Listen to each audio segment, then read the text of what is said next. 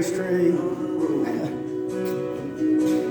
Out by Riley's Tavern, where my liquor love to flow.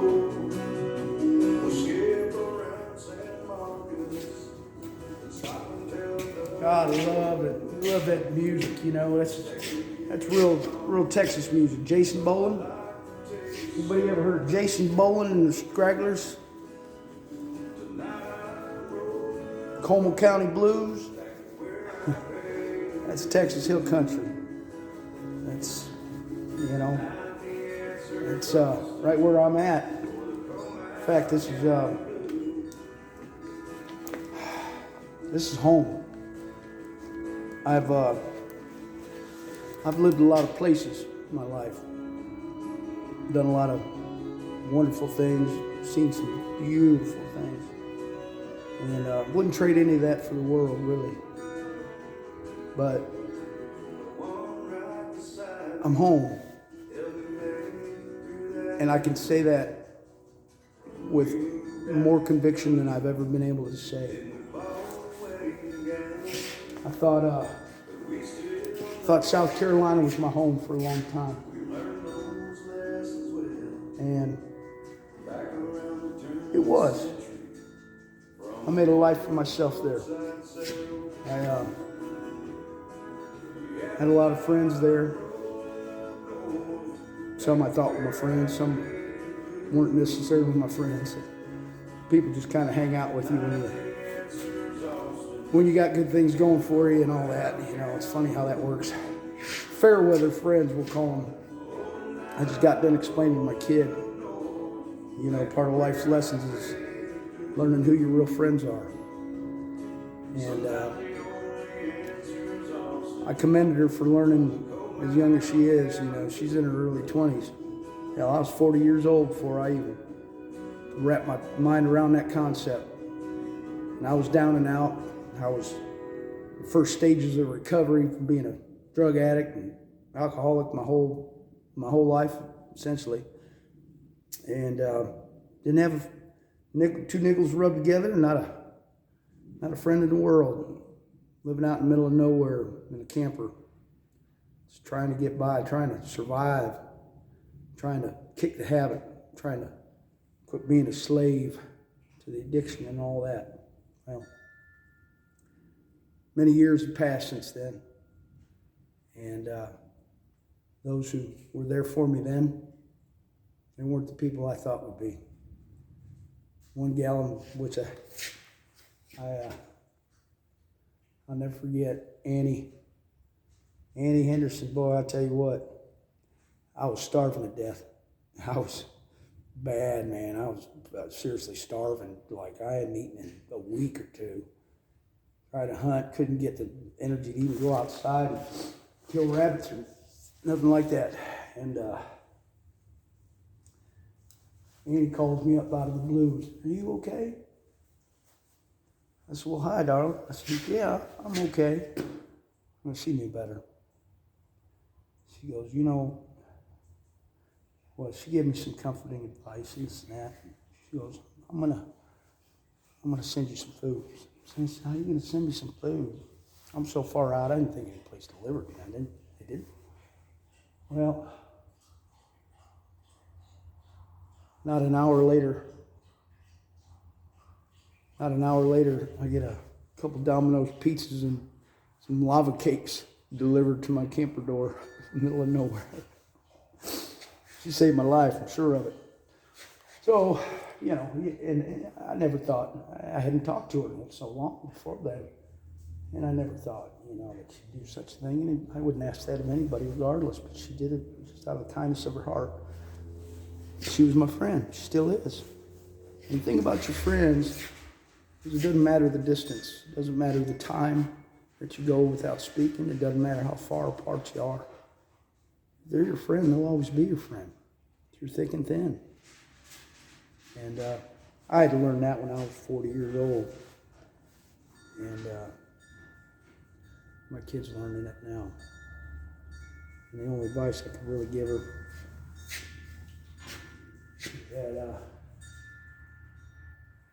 just don't cross oceans for people that won't jump a mud puddle for you. You know, simple as that.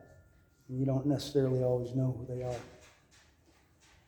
So, get out of that cat food, Jack. Hey, get your ass out of the cat food. I swear I'll paint your back porch red, boy. Get out of the cat food. Lay down. You know better.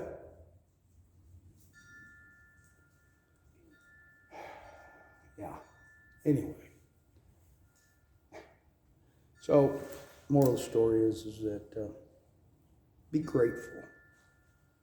Be grateful of things that you're going through now. Might be hard things. Might be hard times. But if it weren't for these hard times, you wouldn't appreciate the goodness as much. That's for sure. And make practice of doing some things that put you at ease. Some things that'll maybe prepare you for the unfortunate circumstances and the hard times. Maybe make you more apt to appreciate everything. And just, I'm telling you, appreciate everything. Expect nothing, but appreciate everything. Life gets so much easier. It's something I do every morning. I'll sit down and I got to write things down. I'm kind of like my mom. I'm a list maker. However, I don't get up 3 a.m. just to make a list of things to bitch about. But God love her for it. But, you know, I make a list of things that I'm grateful for. It's always first thing is grateful for waking up and breathing and blinking, you know. Good Lord knows I don't want to die in my sleep. Not me. That ain't how I'm going out. No, not if I had my choice, you know, which we don't.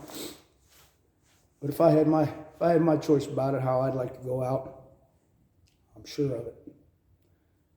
I'll get eaten by a grizzly bear. Yeah. Grizzly bear may not make it either, but it'll be an honorable way to go. What happened to Cody? Oh, well, got eaten by a grizzly bear. Oh, Cody, yeah. I don't care if I live to be 95 years old. Take me in my wheelchair, wheel me to the zoo, dump me in a bear pit. That's the way I want to go. That's the way I want to do it. But, not that we have a choice, but, you know, I've been trying real hard in recent years to ensure that I don't die with a whole lot of regret and all that. Because that's a bad deal. That's a bad feeling.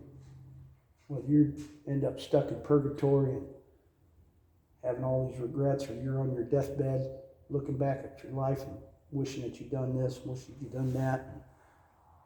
It's I ain't afraid of dying, make any mistake about that, but I'm just afraid of dying with all those regrets. And I got a lot of them. Boy, I do. And I don't want them. I'm trying my hardest to right the wrongs of my past, trying to do the right thing always, you know, and being that man, being that one that people can count on, being that one that knows they know I'm trustworthy, knows I'm honest, and knows that I always try to do the right thing. That's all I want. But don't be on your deathbed wishing you'd done something or other in your life. That ain't the time to do it. Life is short. You never know. You never know. If I died tomorrow, I know I was on the righteous path now. Whether or not I'll ever feel as though I've worked my way back in heaven, I don't know. That's up to St. Peter and God himself. But I know when I stand in front of those pearly gates, I want a clear conscience. And I want to know I've done everything I could. That's all that matters. What a beautiful sunset. Can y'all see that? I'm using my stand my loving daughter got me for Christmas. Holding my phone up so I don't have to mess around with all that. Thank you, Haley. I know you're watching, honey.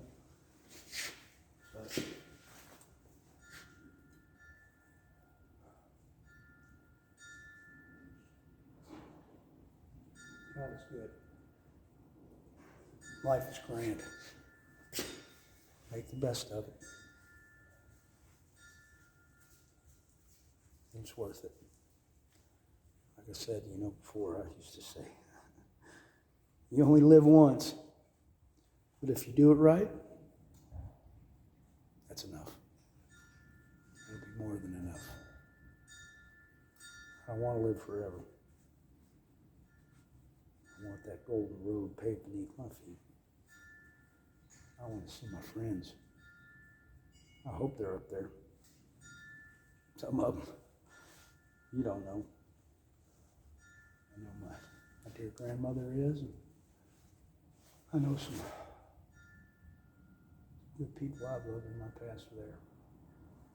That'll help you do the right thing too. And you know that they're looking down on you.